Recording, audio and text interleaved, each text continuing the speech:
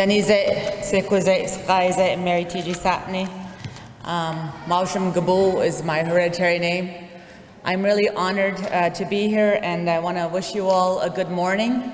And I would also like to thank you for allowing us in your territory to report back to you. It's always a pleasure to come here to be with you. I just think, when I think about child and family services and social, I always feel like this is the birthplace of our child and family service program, and more specifically, I would say Carrier-Sakani Family Services, because I'm going to talk a little bit about the history, and most of you know it, and for some of the younger people that don't know it, I think you really need to hear how Carrier-Sakani Family Services came to be. Right now, Carrier-Sakani Family Services is, I would honestly dare to say this, I would say that we're the best organization in Canada because we provide child and family services, health services, and now legal services, and nowhere else really in Canada do they have that integrated service. We have over 350 staff now, and so when Carrier-Sakani Family Services was started way back in the day, it came from political pressure, and it came from your leaders and other leaders across the Carrier-Sakani Tribal Council advocating and pushing for taking care of our children. I think David Lugie, you were there at the time, long time ago, but more specifically to Saik'uz, there were alarming rates of children going into care, and the young woman at the time, Mabel Louie, who had finished her schooling in social work, came back and worked as a social worker and was trying to stop the removal of children. So then, of course, you know that the community-based team, we call them the community wellness team, was then established, and it was just a group of strong-minded women that came together and said, no, enough is enough. You are no longer going to take our children. And that power came from your women. And so when I come back here and I hear about the elections, and you have another Teegee chief, and you've had women chiefs, you've had Jackie Thomas, you've had a lot of strong, and you do right now have a lot of young, strong women in your community. And my mom always said this, it's when your kids start hurting, that's when the women will rise to take care of their children. So across Canada, you're seeing that more and more women are becoming leaders and chiefs. We have the first national chief that's a woman. So oftentimes I think about that. This is the birthplace of us reclaiming and starting the work to reclaim the jurisdiction over our children. So you'll hear in my presentation how we've worked for over 30 years to get to this place in history we are today, and how we are going to be developing our own laws. So after when there was the great, so many, and Mabel will probably speak to this, about how it started here in Saik'uz, there was a political pressure at the time for the Carrier-Sakani Tribal Council to actually establish a child and family service agencies, or to reclaim the jurisdiction. So they started with that, and there was Northern Native Family Services that had like not even 4 staff. That Northern Native Family Services then ended up morphing into Carrier-Sakani Family Services. And at that time, again, very limited staff. At the time, we had the first agreement with Claude Richmond over 32 years ago. That was the only agreement of its kind in British Columbia. It is still the only agreement of its kind in BC. That was a family care worker contract. It was the first time that the provincial government provided funding on reserve for prevention services, albeit very limited funding. And that's how the family care worker program, and that's how we morphed into Carrier-Sakani Family Services in many ways. So you think about, you know, the late Selena John, you think about, you know, Mary John, you think about all the ladies, or all the elders and the great leaders that came before you, and you see how we've grown, and that's because of the legacy and the dream and the vision. The vision of those past leaders was that Carriers County nations, our members, would become self-determining in health, social, and legal. And we're so close to getting there. So all of us for the last 32 years have been working towards that vision. And I say that because it's important to know where you've been in order to move ahead. So we have the mandate of CSFS that we've been following. Through that mandate, we have a health program, and you've heard our health department report out. Well, again, part of the impetus to become self-determining, we have the First Nations Health Authority. And our CEO at the time, or right now, Warner Adam, was actually instrumental in bringing the First Nations Health Authority to BC. He sat on the First Nations Health Council for about 8 years. And what we did at that time, it was coming to the north, and it was really the north that pushed us to say, okay, we've had it with FNIB. You remember First Nations Inuit Health Branch? They were like calling all the shots. So then there was this push to say, no, we need to be self-determining in that. So then the First Nations Health Authority was created. And again, that's the only arrangement of its kind in Canada, so that we're able to become more and more self-determining. Within Carriers County Family Services, we have executive directors that actually that were the executive director of health. Mabel held that role for many, many years. She's since retired, and you guys scooped her up. We also have Dr. Travis Hollick. I'm the executive director of social of Child and Family Services, and we now just have a new executive director of justice, and that's Julie Dom. You have many great staff here that have been here forever. Cheryl Vandelar has been one of the staff here for the longest, ever since I started and before. Marilyn Vickers is always here. We have so many of you that are here that have been helping the Child and Family Services, and for that I really must commend you. I have many directors that work for me now. I have Jason Morgan, who's my Director of Community and Organizational Development. I have a Director of Prevention, Cheryl Thomas. She's from Lake Babian Nation.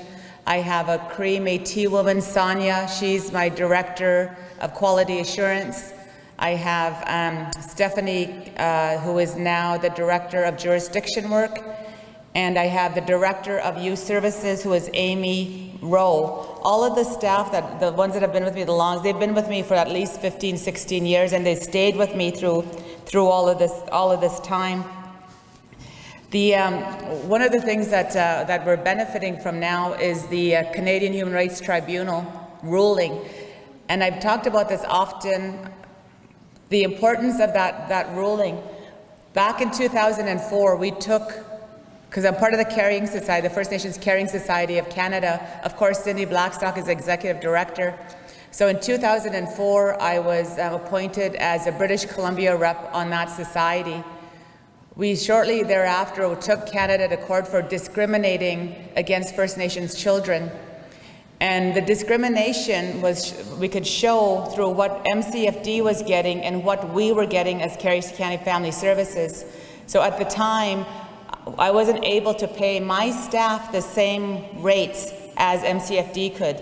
So my social workers were sometimes getting $6 less, in some cases, $6 to $3 less an hour for work. That's why I say when I have Sonia and Cheryl and Amy, they stayed with us through those lean times when sometimes we were always worried about getting in deficit.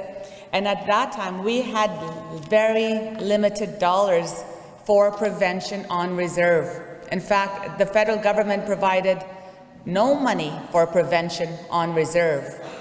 So that's why we took Canada to court, because there's a federal child, or a federal billable child is a child that was removed on reserve. If a child was removed on reserve, the federal government gave us money. If a child was removed off reserve, the provincial government gave us money. But there was no money for prevention on reserve. So what we did back then, and Mabel was executive director, we would pool our monies and get some monies to provide some maternal child health, for example. We did proposals. We did proposals so that we could have culture camps. We did proposals so we could start doing the welcoming baby stuff. We did proposals. Jackie used to work with us at CSFS, so she knows about just getting every red cent to do a proposal so we could provide services. That's the only way we could do that way back in the day. And Mabel was at the time using her health discretionary funds to assist my programs so that we could help a young mother even buy milk, for heaven's sakes, back in the day. So you could imagine, I was very angry, I remember. I thought I can't even imagine this injustice. So we went to court, and when we went to court in 2004, 2005, I honestly believed that it was going to take us 2 to 3 years because it was so easy to show the discrimination. Little did I know it was going to take us over 10 years. So in 2016, the Canadian Human Rights Tribunal found that Canada was guilty of discriminating against its citizens. The citizens were First Nations children. So we were really happy, we celebrated, I was in tears, we won that case, but what happened is under the government, Trudeau government, they were not going to change anything. They were going to say, yes, we discriminated, but we're not going to change the funding, nor are we going to change policies. So we had to take them back to court. So we took them back to court to say, you need to fund us. So what happened is the Canadian Human Rights Tribunal said, no, you have to change your funding policies. You have to give them new funding. And so we won a huge landmark. That was in 2017. And that was that Canada had to pay us prevention at actual costs on reserve. At actual costs. That's hugely important. So from there, we had to go take them back to court. We've actually taken Canada back to court 22 times. And we've taken them to court 22 times. 3 of those were federal court. And we've won every time. And so it's just like, okay, well, just take it to court if you don't do what we want to do. So when we won that, what we did at the time at Carey Scans, so the money didn't start rolling in until probably the latter part of 2018 and 2019. So what we then did is that I asked and I said, okay, we have the prevention money at actuals, but we want to provide the communities with money. So don't forget our mandate. To always remember that in the back of your mind. Our mandate, our vision is to become self-determining in social, health, and legal. So in order to become self-determining, much like the old archaic treaty process, we have to build capacity in our communities. We have to really start overcoming the impacts of colonization and impacts of residential school. That's why we're in this situation, not to forget that. The impacts of residential school has led to us having the highest rates of children in care, and all the social ills that we suffer is because the impacts of residential school. So what we do at CSFS is look at what are those impacts and try to develop programs, services, and activities that's culturally based to deal with that. So now that there was the prevention funding, what we did is I said, well, I'm going to provide monies directly to the communities. And then there was this thing, well, the money is for the agency because it was the agencies, the delegated agencies that took Canada to court. So, well, the funding's got to go to the delegated agencies. I said, yes, but I want to give the money, some of the money to the community. So what I had to do was then we had to develop some type of a formula. We had to get accountability pieces. We did the community engagement to show the need in community, and that's where the community service development plans came. After that, I had to bring Warner in because they were still like, well, no, we can't do this. But I had really good ISK representatives in BC, Bill MacArthur and Nora Gibson, that actually lobbied. And so finally they were saying, okay, well, you can give the money, some monies to the communities. And that's how we started getting funding to the communities. After we did that, then it was easier for the other agencies across Canada to give the funding directly to the communities, because I assured them that we have an accountability mechanism in place. So the funding that we receive would go to the community. And you've hired Mabel, you have Claudia, you have all of these ones that you've hired now. But we're still there to provide assistance for the reporting, assistance for any type of staffing. We have like Mitch that does some of the work for the community service planners. We have staffing that will help with their community wellness team. So again, it's to build that capacity in community. And I say that because I think it's really important when we think about that, like who is the community? We have to think, how are we going to build capacity with a young mother that may not have been parented herself? What supports does she need? We can pay for that. Before, we never were able to do that. We also won hugely in that in the prevention. So for the first time, we were actually able to pay for legal services. We never had funding to do that. We actually had money to pay for IT, information technology. We never had funding to do that. So there's all these things that's only in the last few years that we actually have funding to do. We just won that the court order last fall, that Canada has to pay for capital costs at actuals. So this is where the funding for the renovation for the multiplex, we're looking at developing that safe house or that clan house here in Saik'uz.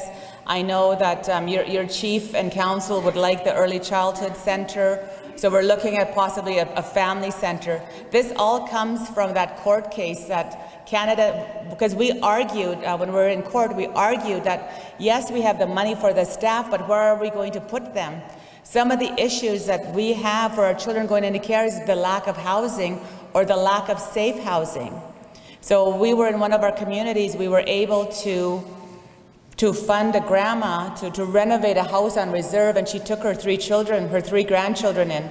So we're able to renovate that house so that she could move back to community, take care of her three children, and we provide her with supplements to her pension, providing her with with clothing and things like that. So you could see how we really pushed to have the actual needs in community met. So that's what's so exciting, is that now you have Mabel who understands all that, you have Claudia, you have really good staff, you now have Vanessa Vandelar. So it's exciting times because we really have to pull together to do what is best for Saik'uz. And so what we're trying to do here is we have the community service delivery plan. And we're going to be doing working together to do that community engagement again, to update those plans yet again, to ensure that your priority needs are met.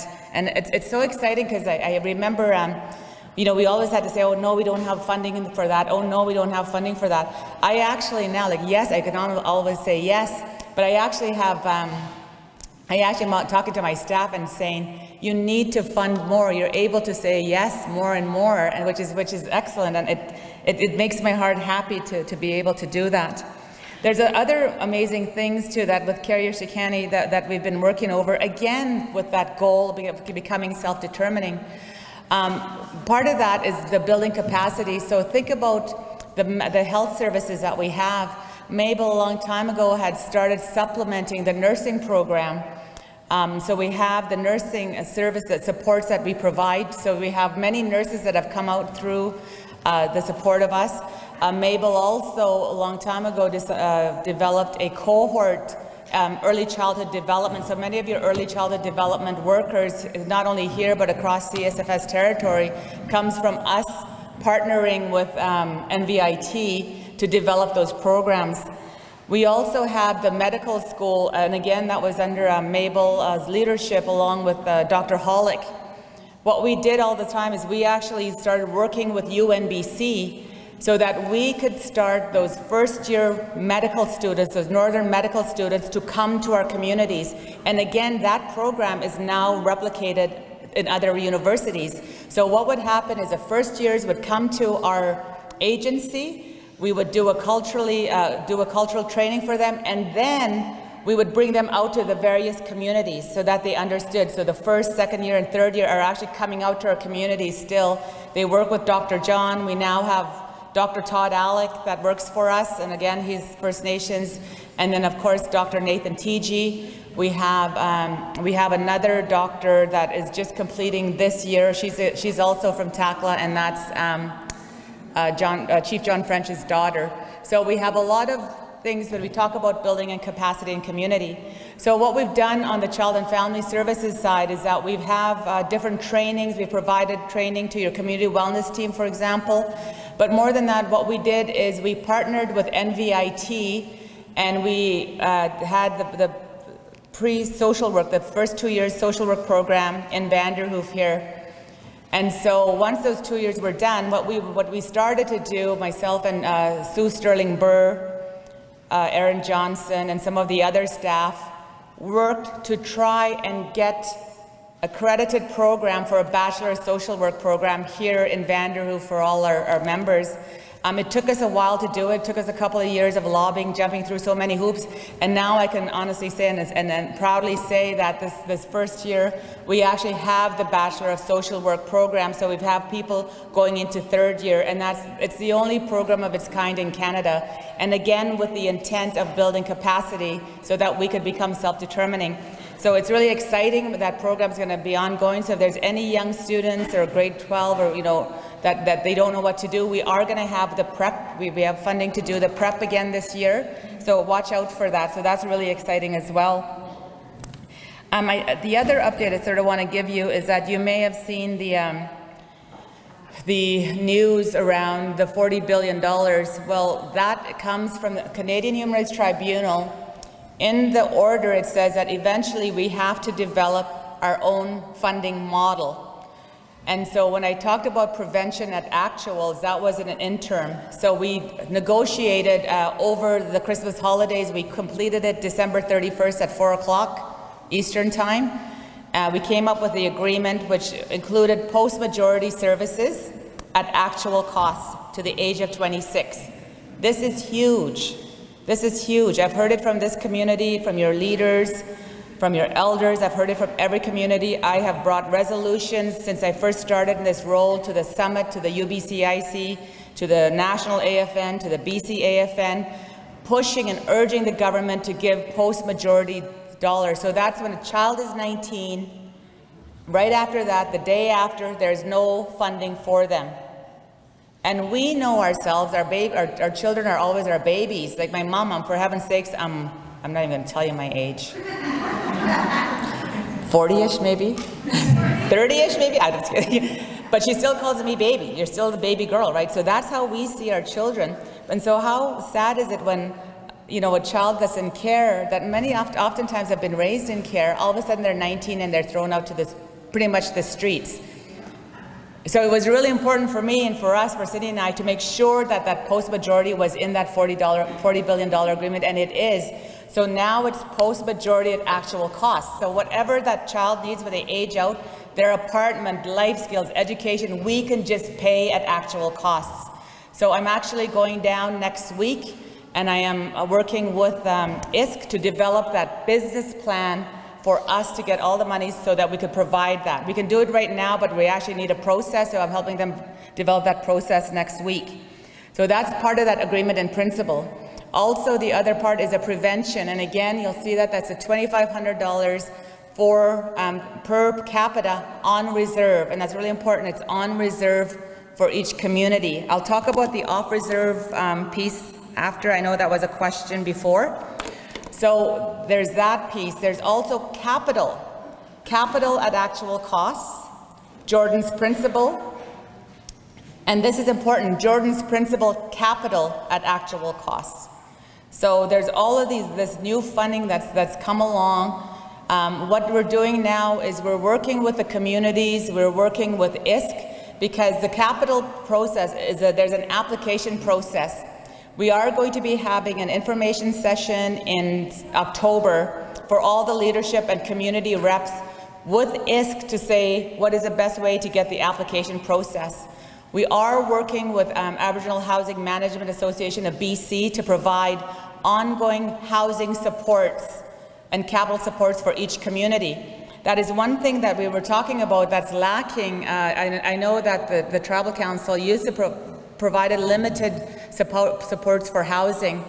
But what happened in the last 5 years, in preparation for this day, the board of directors, along with the leadership, approved that we would have another mandate, which was housing. So we have now social, health, legal, and housing, which is huge. So we're looking at developing an executive director of housing position to provide supports for the communities, asset management and things like that. So we're in those discussions as to who would best do that, because we know how difficult it is to get to get housing assessments, for example, all of those things. So we're working with that, and we will be working with the community as well to do that. We're also, one of our big things that we're really committed to this year is, years ago we provided a proposal to both the federal and provincial government. This would have been when I first started, so that would have been 16 years ago, 17 years ago, to have clan houses in each community. And so that would be a safe house. So if a child really had to be removed for whatever reason, then at least they were able to stay in their community with wraparound supports. So that's what we're really concentrating on this year. Of course, you've heard about the Tachik the treatment center that's going there. Again, that's really important. There's other initiatives that I'm working with my colleagues from the north. We're working with, because again, it's the Jordan's Principle capital at actuals. One of the things that we know, you hear the opioid crisis, is the need for more youth treatment. So that's one of the things that we're putting an application in for the whole north to have a youth treatment center. We're also going to be looking at in the next 3 years is developing a youth special needs assessment center. And again, we're going to do that as a Jordan's Principle group submission for the north. Right now, if a child has some learning difficulties or their special needs or something, in some cases they're on the wait list and it takes 7 years to get seen. 7 years. So that's 7 years without treatment. So what happens is when there is an assessment, oftentimes there aren't the services to go towards that. So we're hoping that we get that assessment center so we could start getting our children there and our babies there quicker rather than having to wait to go down south. So that's another big initiative that we're working on. And the other one we're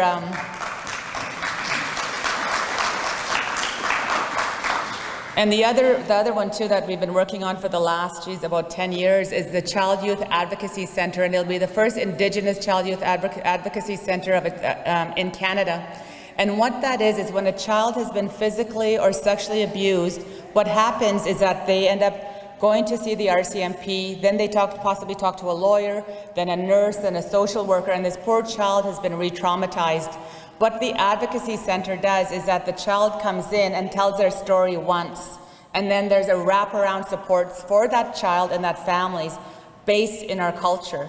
So we've been working with all the different partners. Mabel has been there with me. So Mabel, it's been about 12 years we've been working on this. So now we're doing a group submission so we can actually get a center developed. We have the services that are in line. We had to partner with the RCMP, legal, all of this stuff. We have the social workers. We're partnering with MCFD. And then now we just need the physical structure. So again, within the next 3 years, that's going to be another piece. So we'll have the first Indigenous Child Youth and Advocacy Center in Canada. So that's really exciting. And I think that the reason that we're able to do all this work is that we've always had a good board that really understands their communities, and your chief, Priscilla, has been amazing on our board, really providing good leadership. And again, it comes from the community. So the board representatives of Csfs let us know what is needed in their communities, and they advocate for what is needed. And so that's why we're able to do all these wonderful things. And then they've taken they've given us the confidence to really be innovative, and for that I just want to thank you, Chief Mueller. So the other exciting thing is not only do we have that $40 billion, you'll have heard on the news, part of that $40 billion is $20 billion is for the compensation. And the compensation is for the ones that were in care since '92, but not only for them, but for their parents and the caregivers. Now, we're having a little bit of difficulty here because what we have asked the negotiators, the class action lawyers, and Canada is that the Canadian Human Rights Tribunal found Canada guilty of discriminating. So when there is a discrimination, Canada has to provide compensation for that. What the Canadian Human Rights Tribunal agreed to was that each person would receive $40,000 at the base. Then the class action lawyers came in and sued Canada as well. So we had said we would agree as long as $40,000 is a base, and anything over and above that we're happy with. That's not what is happening right now. I'm going back to Ottawa at the end of August because some of the youth and the families won't receive the $40,000. They're going to receive less. So Cindy and I have been working with our lawyers to try to get it at least $40,000 as the base. So there's that issue around compensation. The issue around the agreement in principle that we're negotiating is that British Columbia, we have never seen prevention dollars until, like as I said, in 2019. The rest of the provinces have received prevention dollars since around 2005, 2006. We never received it. So when we're looking at a funding model, we need a baseline to understand how much it costs. We don't know how much it's going to cost for Saik'uz to prevent prevention because we just started receiving the dollars. So what we've been telling the negotiators in Canada is that we need more time to find out what the actual number is and to look at the actual formula.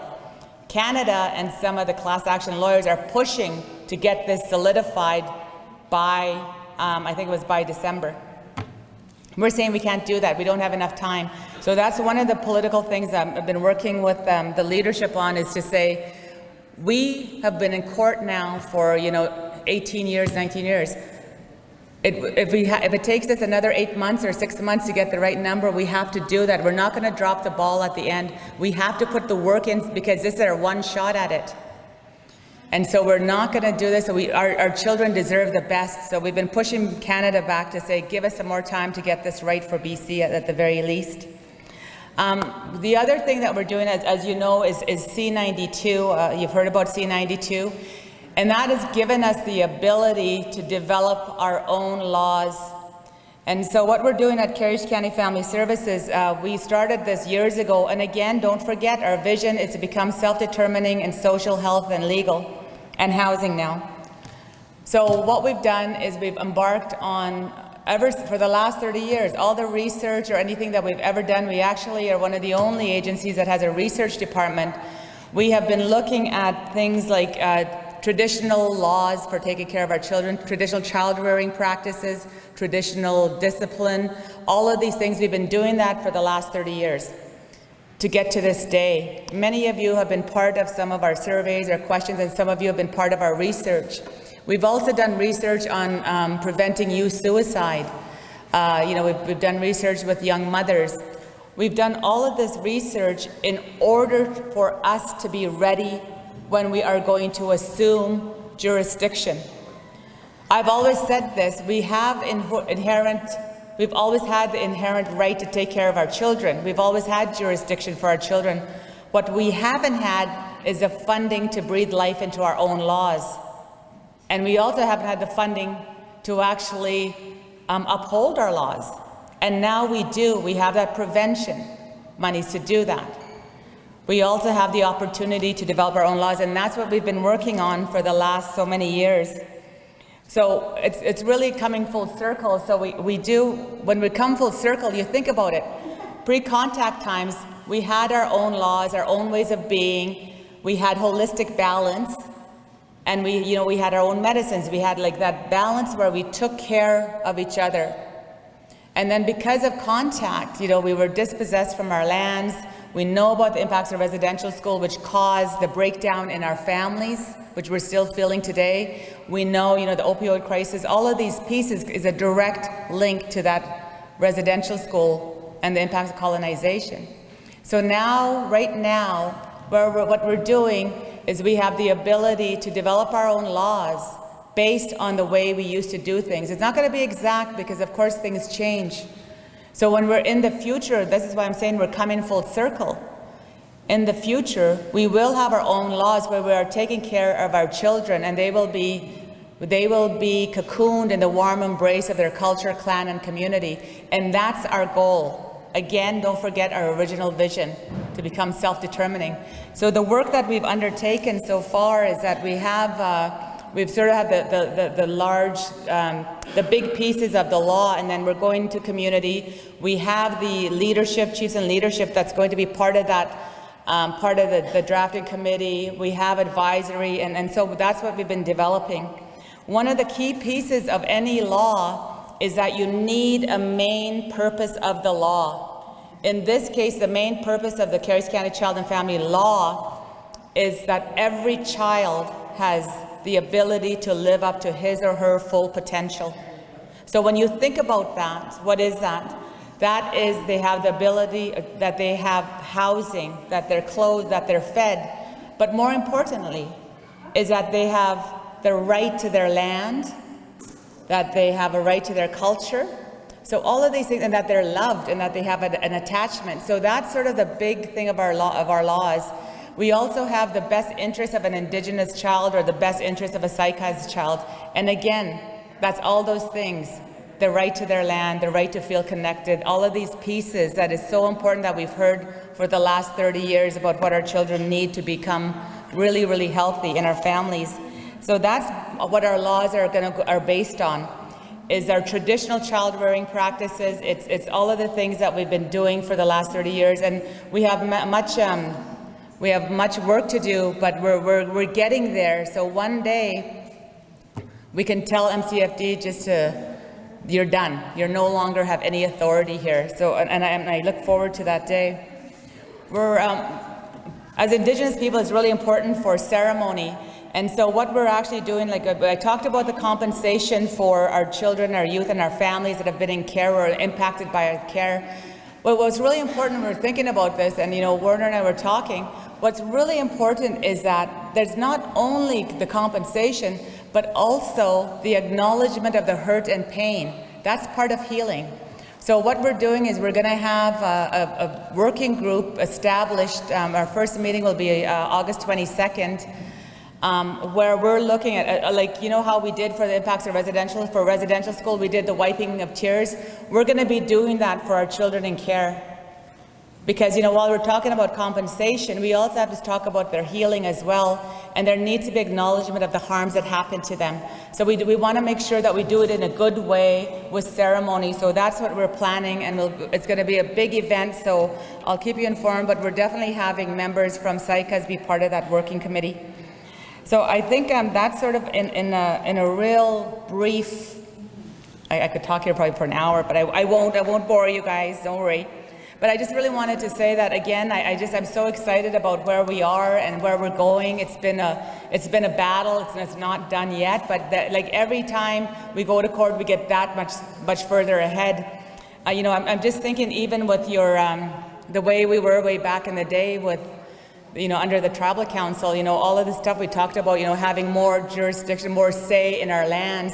Well, now in British Columbia, we have the DRIPA, the Declaration of the Rights of Indigenous People Act, where that has influence for every level of government policy. So I know that at the chiefs level, that the negotiations around forestry, where again you have more say, that you actually can say, yes, you could come and log in our area, or no. Again and again, it's these steps that we take to become self-determining.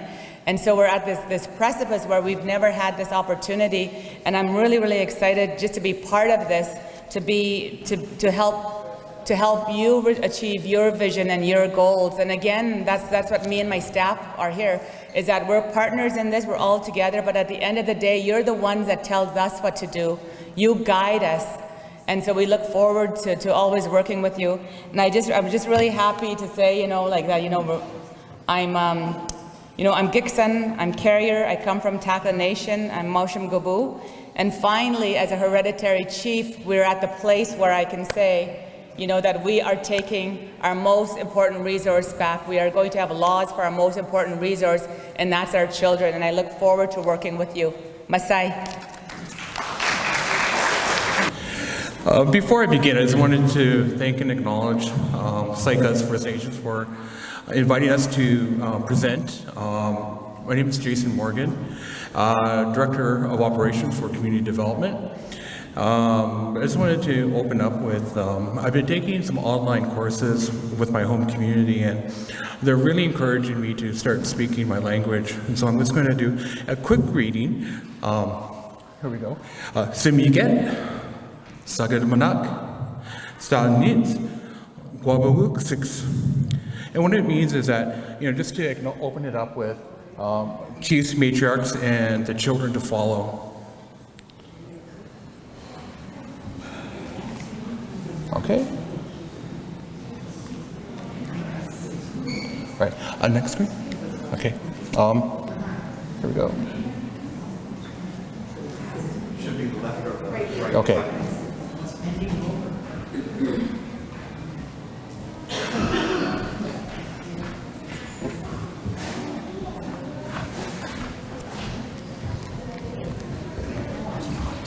How do I do this? Should just go. Okay, it's not working. Just give me a second. Okay.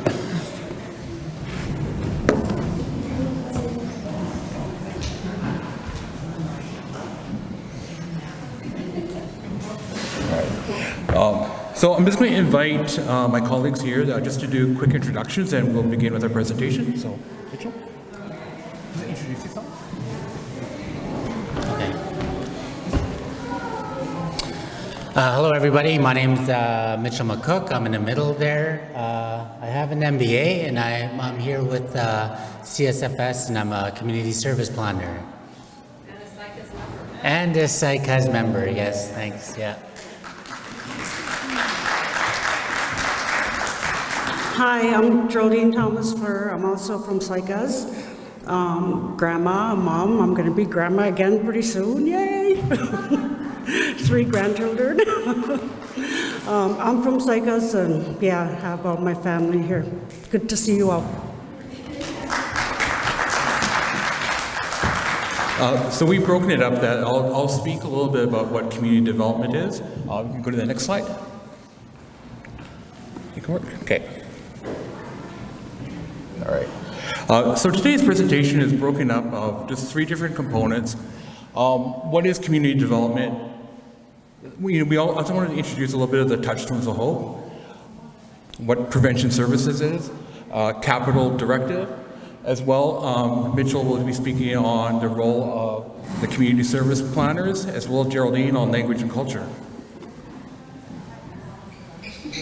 So one of the things that our team looked at is that how do we define community development? How do we look at, when you say community development, what does it mean from a child and family perspective? So one of the things that we wanted to look at is looking at some of the documents that has been very foundational with the work that our leaders have been taking. And so there's been some work that I wanted to introduce as the Touchstones of Hope. This was done by the First Nations Child and Family Caring Society under Dr. Cindy Blackstock. And it was really to look at having a community-based approach with regards to what is prevention, looking at some of the strength-based model approach and how we want to look at providing services to our community.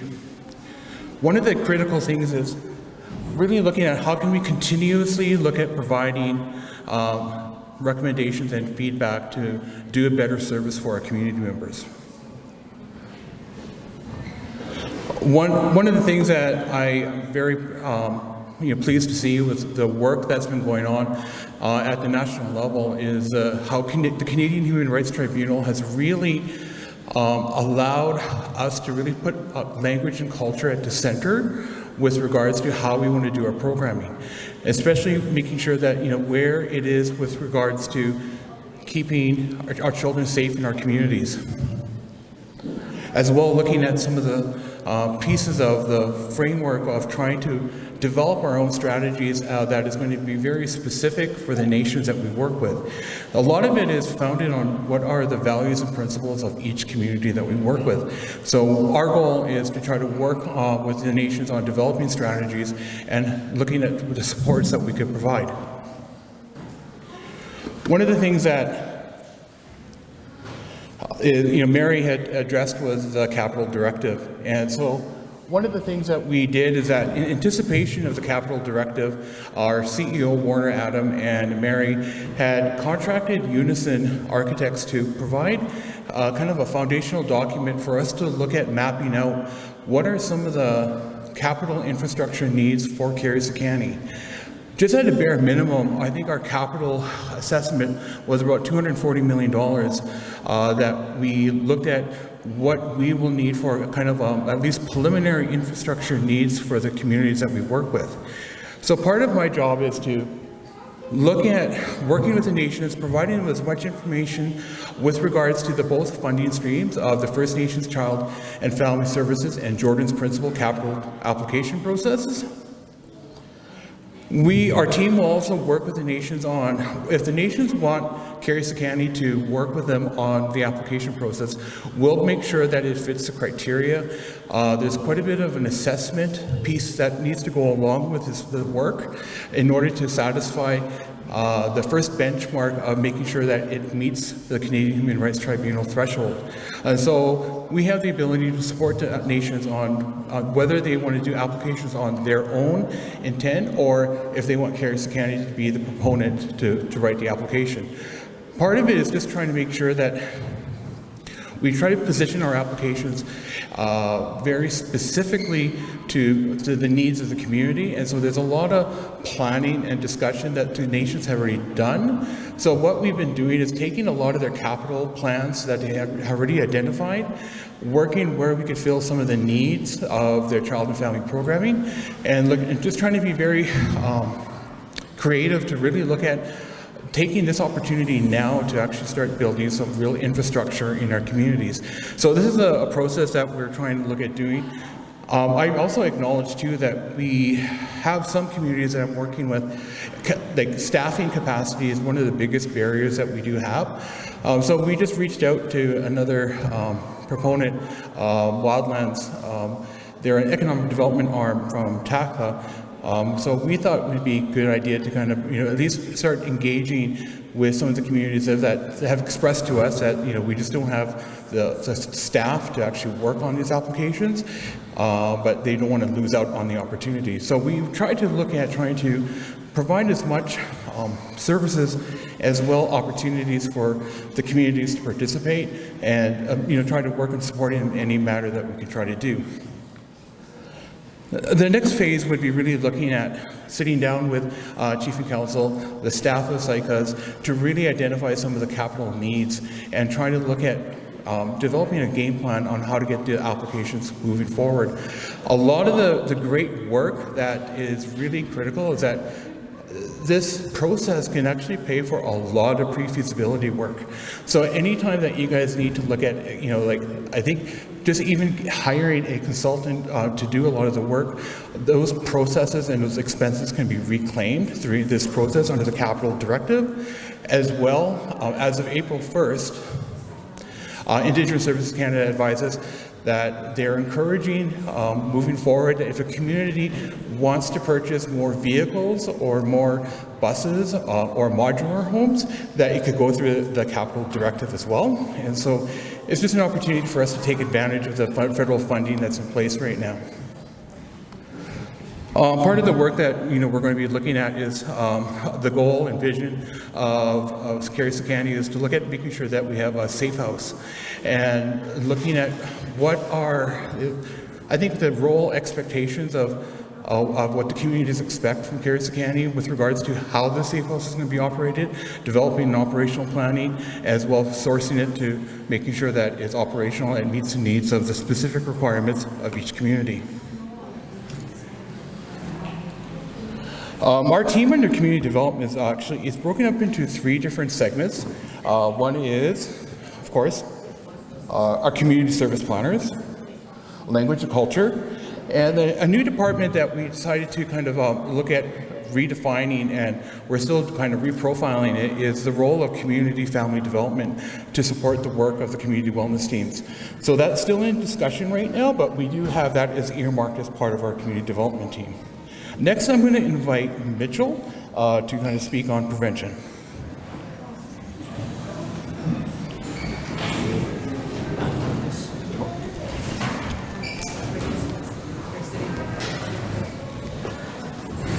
Hey everybody, that's my role right there, a part of the teams. It's a community service planner. I primarily work with contract management and reporting to ISK and provide advisory support to the nation and staff. So that's my primary role here with Saik'uz. And what prevention services is, here is a timeline of where we're at with Saik'uz, right? Okay, I'm just pushing the buttons. It's slowly coming along. We're getting there.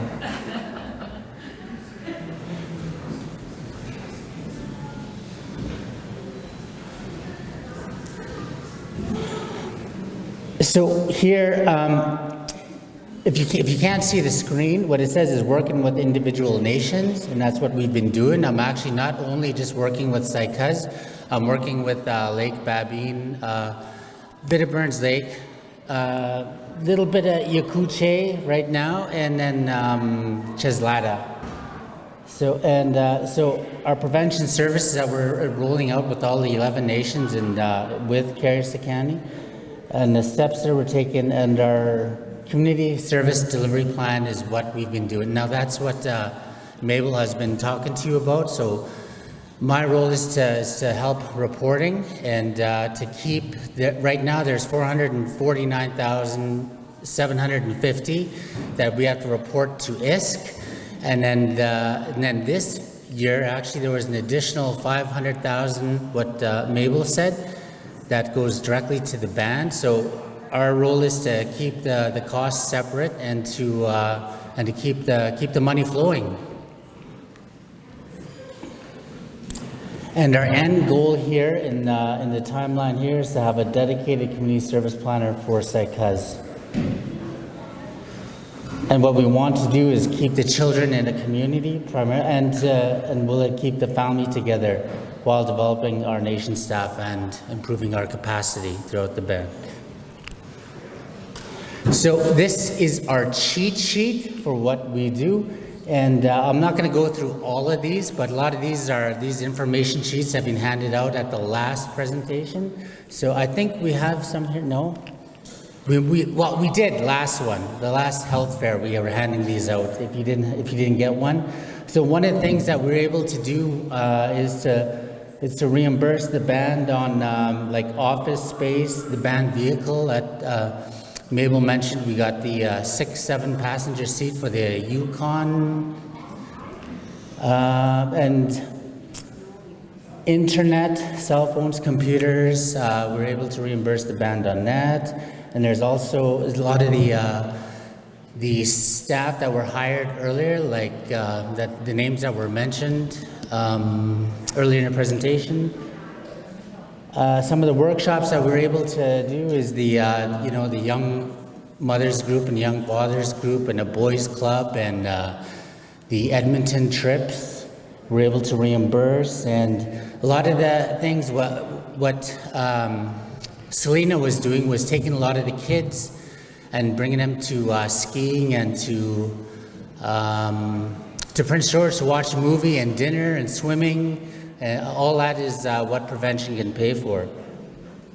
So there's a lot of other things too, like potlatches, fish camps, drumming, the food. And there's emergency renovation and construction is what we're able to pay for as well as if there's temporary accommodation, if there's any wildfires or anything like that happens and we have to relocate. And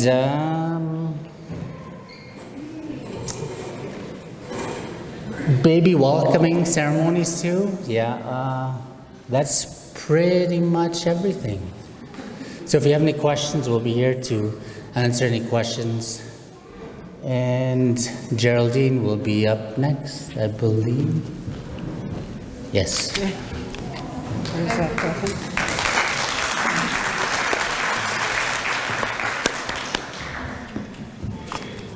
Talk about going full circle.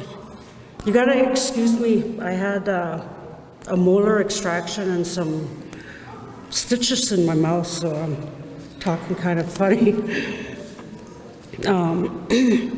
Okay, talking about going full circle, Mabel reminded me of my first job here in Saik'uz back in the 70s, when the first project I was hired to lead was the sharing our cooking culture, and it was financed by Health Canada, and I was working with Jackie John and Sandra John, and we interviewed every elder in the community, and they told us stories, they gave us recipes, and just shared a lot of history and their knowledge. A lot of them spoke the Dakat, so we transcribed all the stories into English and we put it into a booklet, and I'm really proud of that. That was back, I think I was 16, something like that. I was just a teenager, and that was my first job. So now when I first started with Carissa County Family Services, I was hired as the language and culture, and I also overseen the community wellness program.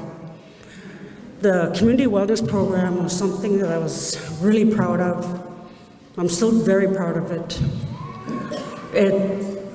It took a lot of work. We had to identify training that community members needed so that they were better able to work with families, to keep families together, to keep children in communities, right from trauma to knowing all your legal rights. So we provided this training in 2019, 2020, and the last training we did was in December 2021. And one week sessions. And we had close to, like what Mabel said, about 10 people per community. We had like over 70. We offered that training in person and we offered it online. It was something I'm really proud of. I got to know a lot of the community members. So now as my role as language and culture, I no longer oversee the community wellness program, but I do provide any kind of advice that they need. My staff members include, I have 2 senior cultural advisors that work for me. Wilfred Adam from Lake Babine, Annette Casimir. She's also from the Lake Babine area. Waukesha Williams she's from Chakla. She's the cultural coordinator. Leah Lewin, who's also a cultural coordinator from Cheslada. Tara Kwa, who's also from Southside Cheslada. Randy Teed works here from Saik'uz. He's also a cultural coordinator. And I have a position that I'm going to be filling presently, cultural coordinator for Natle. And I have one person that's on leave right now. Actually, he's a chief, so he's on leave being a chief right now. So the people that I have working for me are so capable. I am so proud of them. They're very hardworking. They're very knowledgeable. I had a difficult time in the beginning to recruit because I wanted to make sure that I hired from the community, and I wanted to make sure that every single person on my team was aware of their culture and they're aware of the issues that are in the communities. So I'm really fortunate to have the team that I have. We're meeting with communities and talking about what can we do for the communities. And a lot of things we discussed, acknowledging our knowledge holders and our language speakers in the community, knowledge holders that know that teach medicine, that are healers, that are language teachers, that know our traditions, that they know the different sacred ceremonies, like calling our spirit, bringing a person to the sacred mountain for healing, the different medicines, the sacred smoke cleansing, and knowledge holder counseling. I look to communities, I look to the knowledge holders in every community to assist me, to give me advice, to lead me so that I'm better able to fulfill what culture that they want to see in their communities and what culture means. Culture means a lot of things to a lot of different communities, and culture and our land and our environment goes hand in hand. And if we lose our land and if we lose our water, we slowly lose our culture. So it's so important that we have our young people and our knowledge holders out on the land teaching our youth, teaching the next generation the sacred policies for our people. Also, one of the projects that I'm looking at is we talk about the botlat system and teaching that, learning about the policies, learning how to organize a potlatch, writing these things down and putting them in a safe place. So I've been tasked as well to develop excuse me for a second.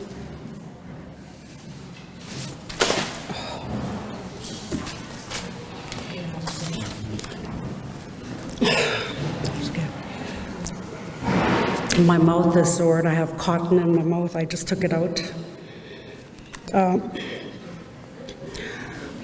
The information that we have to save is so important around our potlatch and our traditional governance. So putting these in writing and preserving it and protecting it and putting it in a safe place, like a Dakat Yankat Dene Institute. And the only way that I'm going to successfully do this in the right way is to get direction from the communities, from the knowledge holders, and to carry meetings in each of the communities comprising of our knowledge holders and getting direction from them.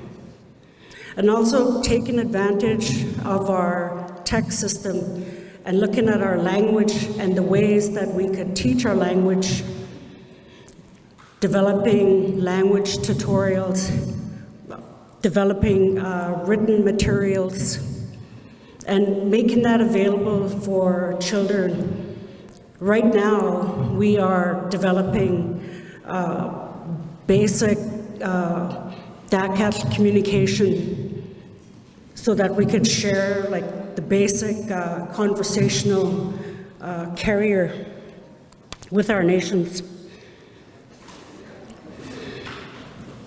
In addition to that, since my project is so new, I've been going out to the communities and attending the health fairs and setting up booths and making sure that my staff are out there in the community and are available to the communities to teach.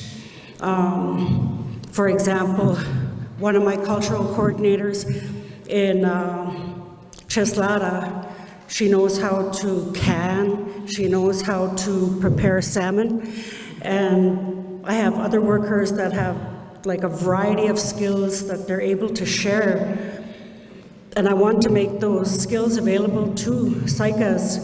I was just talking to my cousin Jackie, and she said that they had a cultural program, and Randy right now is looking at the culture camp at Wedgwood, and we're able to provide materials for culture camp. We're able to purchase materials, we're able to pay knowledge holders and pay honorariums, because too often our people get overlooked because our people are the best teachers, and they're the doctors and they're the professors, and they deserve to be treated with respect and paid accordingly. So I believe that with all my heart. And I will be making my way around to the communities, like I said, and beginning a council of our elders to begin the process of developing a Dakat Yanketane Cultural Institute. So I'm here if you have any questions for me. Thank you.